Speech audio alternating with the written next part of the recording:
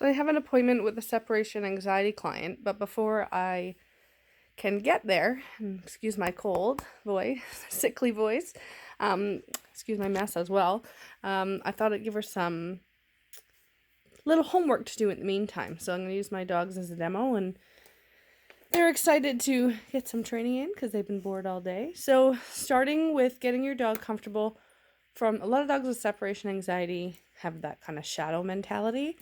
So one thing you can get started on even before you meet with the trainer, hey, someone's begging for food.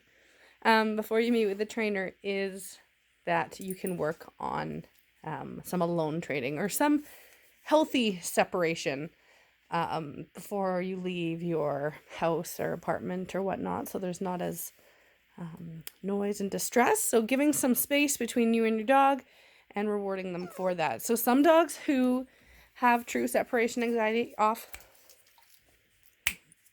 some dogs who have true separation anxiety, even this distance is a lot for them, and also aren't great takers of food because they get kind of so anxious they don't want to eat, they don't care, their main goal is to get to you.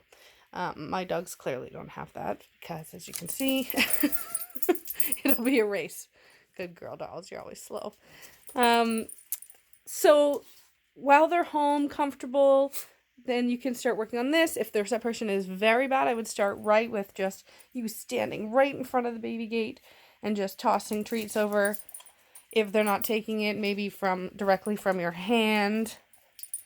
And Darla drops them. Poor Darla. Directly from your hand. As they're comfortable in taking food, maybe take a step back. Right? And this is, so a lot of the dogs, I know the dog we're going to see on Sunday is a rescue dog. Probably doesn't know stay. Probably doesn't know a whole lot of cues.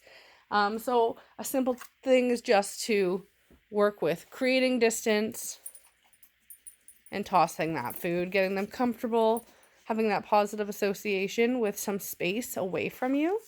And you build up slowly. I mean, obviously I'm not going to be able to throw as well from here. So what you could do is take that space. You want to capture before they start getting vocal, before they start freaking out.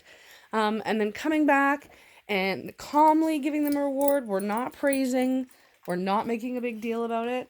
We're just creating some distance. And then coming back.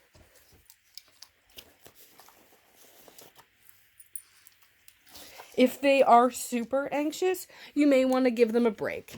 So what does that mean? We did a few minutes of training there. Now that barrier that may cause them some anxiety is removed. Again, I'm not making any big deal about this. I'm not greeting them. I'm not praising them.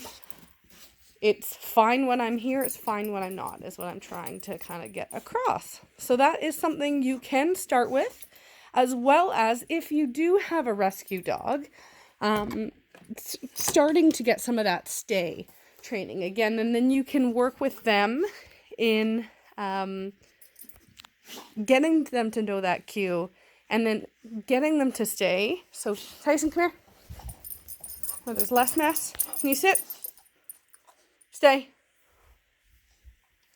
So again, a dog that really knows stay, I can kind of use that as a distance creating. Good boy. Good girl, dolls. As a distance creating and knowing. Notice how I haven't stay and remind them. I haven't asked them to break yet, and I'm coming them to periodically reward them. I'll go more into stay at another time, but they shouldn't break until I cue it, and then I would nonchalantly say, okay. And again, I don't reward them for breaking their stay. But there's a few tips of homework that can get started with a separation anxiety dog before you meet with a trainer.